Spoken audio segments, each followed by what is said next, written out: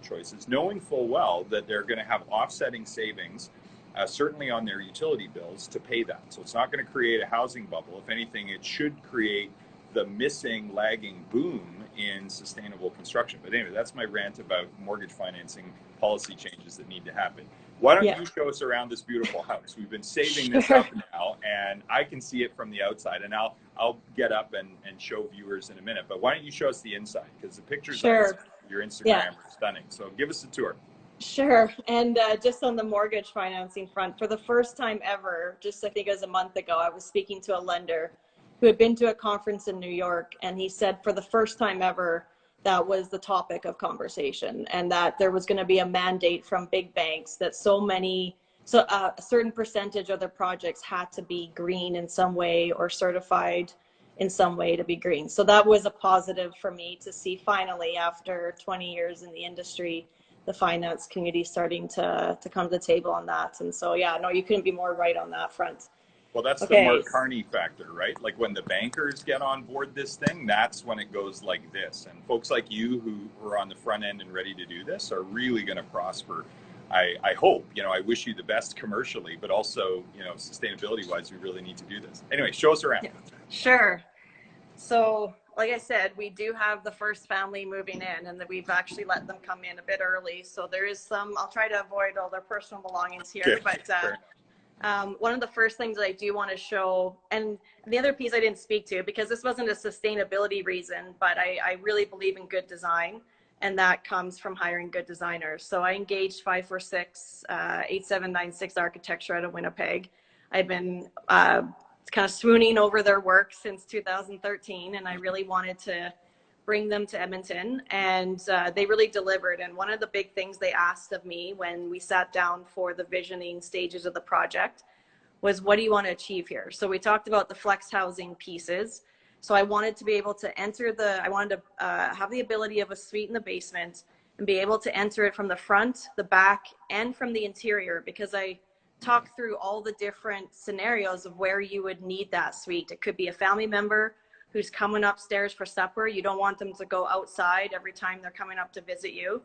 It could be a renter that you don't know other than just putting out an ad for rent. So you want to close off access to the upstairs, and they just access it from the front with their private patio in the front. Or again, it could be, a friend or whatever. So we gave them lots of flexibility, and that took a little bit of configuring. It was a bit of a Tetris model situation, but we achieved it. And then the other piece was, and of course most architects would agree with me, is access to light. Having lots of big windows. With these types of floor plans, you do get limited on the main floor between your dining room, your kitchen, your living room, of what kind of layout you can do. And we did look at a few options, but ultimately we chose what would give us the biggest windows. And so here in the kitchen, I don't know if I'm showing this well. Whoa. So here in the kitchen, you get these large windows that are, let me get my coffee cup out of the way, almost to the floor here. And one of the things I want to point out is the depth of the window itself. So that's because our walls are 12 inches thick. So what we did, and Peter Amaranjan, I know you know him, Don. Mm-hmm. I call him the grandfather of net zero in Edmonton. He has a wall system that is very efficient, and you do a two studded wall system that's separated by an airspace that breaks your thermal transfer. So it's called thermal bridging. And then you blow in insulation, and you're able to get in the full cavity in the wall and fill the full wall with insulation. So that can you look out the window for a sec?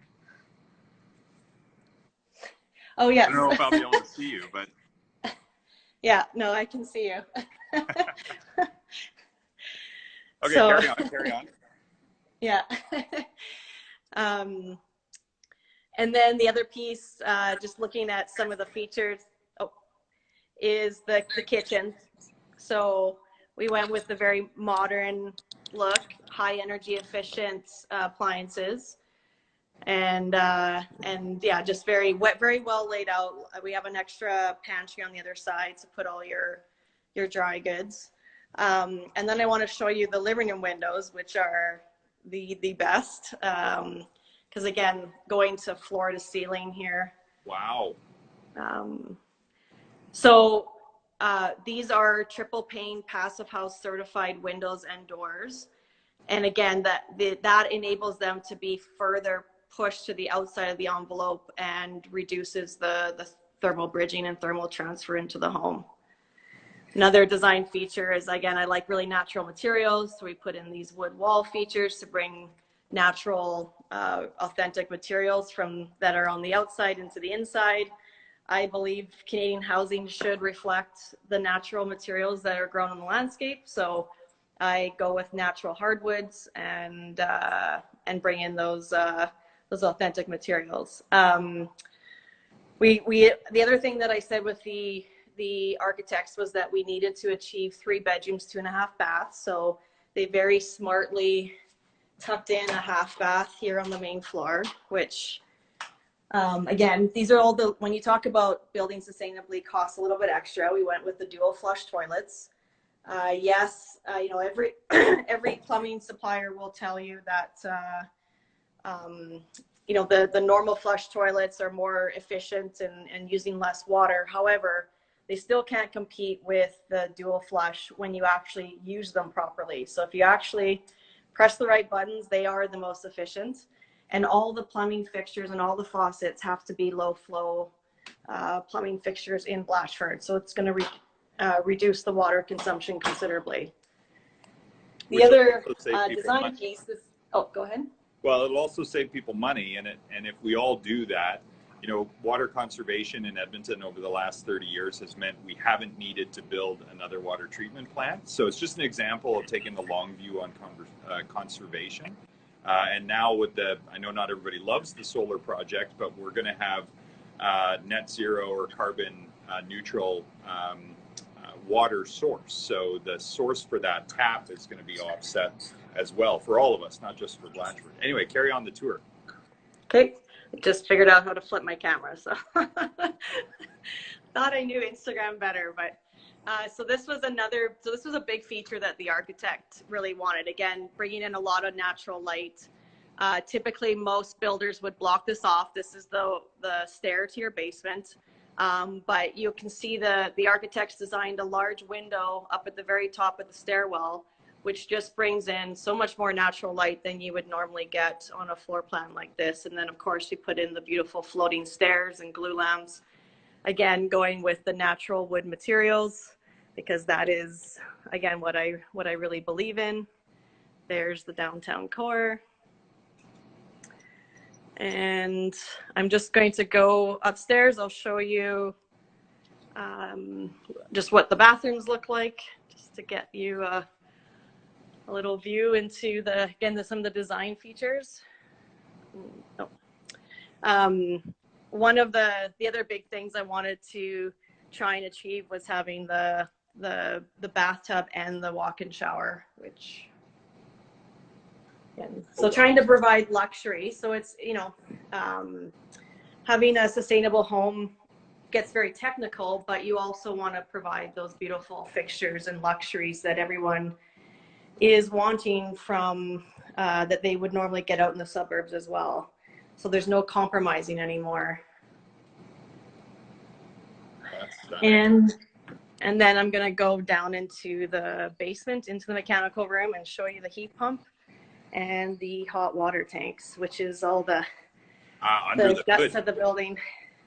Well, while you're coming down the stairs there, just one question. So I see, what are there, 7 or 8 units in that block? Yeah, there's 8. And one of them, the detached garage, has a second story. So are there 2 secondary suites in that unit? Yes, there will be. That is the plan that we're trying to make work here. So the idea is that has a garage suite and also a secondary suite in the basement, which brings a lot of additional income if we're able to make this work for the family that will be living there. They ran the numbers, and their costs all in, if they can have that additional revenue, is going to be under $1,000 a month, which is incredible for a young family. Hey, Nick. That's Nick DeHaad from Europe tuning in to watch. Oh. People watching, which is cool.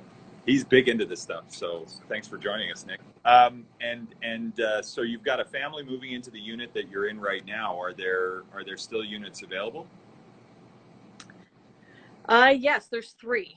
So okay. We have 3 units available, still for sale, all with varying levels of upgrades. We have actually managed to do solar on all. We're just waiting for the last buyer to determine if they want solar, but we have been pushing solar, and so far all of our buyers so far have gone for solar, which is incredible. Yeah, from here. Because we have done the numbers.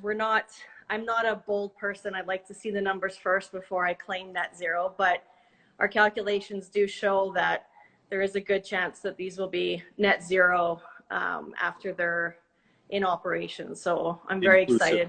Inclusive of the electricity side, because we've done a lot of work on the heat side with the district energy system, but short of green power purchase offsite, we were trying to see if we could get on site. But with high density, it's tough to get enough solar panel area to do this. But yeah, I was going to ask about that because I can see the solar panels right from here where I'm sitting. So that's fantastic. Well, yeah. Subject to final verification, congratulations. That's awesome. That's great Edmonton leadership. And for those families who've made this choice too. And it'd be great to see this neighborhood grow over time and people to claim it as their own. But that wouldn't happen without builders like yourself taking this kind of leadership and some risk. But I guess, will you build more? I mean, has this been positive for you? And I don't mean Blatchford specifically. I don't want to put you on the spot, but do you want to build more of this kind of housing in our community? Or? Yeah. So honestly, it's really, after it feels like you've touched the sky a little bit in terms of building. For me personally, this is my dream, to be building this kind of housing. I really feel like I'm building housing for the future, for future generations, the type of housing that I want my kids to be able to buy and have lots of choice in. So I feel like I am paving the way, and I can't imagine building any other kind of housing after this. It is a very difficult thing to do. It has challenged me, especially in this past year, more than anything I've ever done before. But it's one of those things that I know that after my life is well lived, I'll be very proud of this moment of feeling like I really helped transform Blatchford, but also the city of Edmonton. And also, I do think that we are paving the way for cities in the future. And I toured my kids through it this weekend to show them what I've been busy doing and talking about, how important it is to think about our impact on the planet and the environment. And the next generation gets it. It's never been hard for them to understand how we need to be good stewards of the earth. And now, being able to show technically how I'm putting that into practice to my own kids is the ultimate payback for me. And then the kids of our homeowners, like, I tour them through, and I just see the excitement and the joy, and these families are making great decisions for their future and for their kids' future. And to be a part of that is just a blessing. So. You're getting me right here, because that's how I feel about this work too. I mean, this has been a long haul to get this neighborhood going, and lots of folks will say, how come it's taken so long? Well, and I often point to the fact first that a suburban neighborhood goes from being a farmer's field to having families living on it over the course of 10 to 15 years. There's a long planning process. A lot of infrastructure needs to be put in, not unlike here. We went through those planning processes, a lot of additional community engagement to really make this a defining project for Edmonton. A lot of additional design and technical work to sort out the district energy system. And then here we've got families moving in, about a decade after, actually only about 8 years after the last plane took off here. So that's, in development terms, for a project this ambitious, I think really good. And so I'm proud of this work, and we couldn't do it without builders like yourself who shared the vision. So let me say thank you to you and the other builders and to the families. But for me, it's not just a matter of 10 years to bring this to fruition. It's what kind of city are we leaving to our kids, right? That's my KPI, and all the work that I do is not you know, news cycle to news cycle or election to election, but are we building the kind of city that, you know, our kids are going to want to choose to stay in and can be proud of and want to build and innovate the way you're doing or serve the way I have, whatever it is that they want to do, you know, have all those opportunities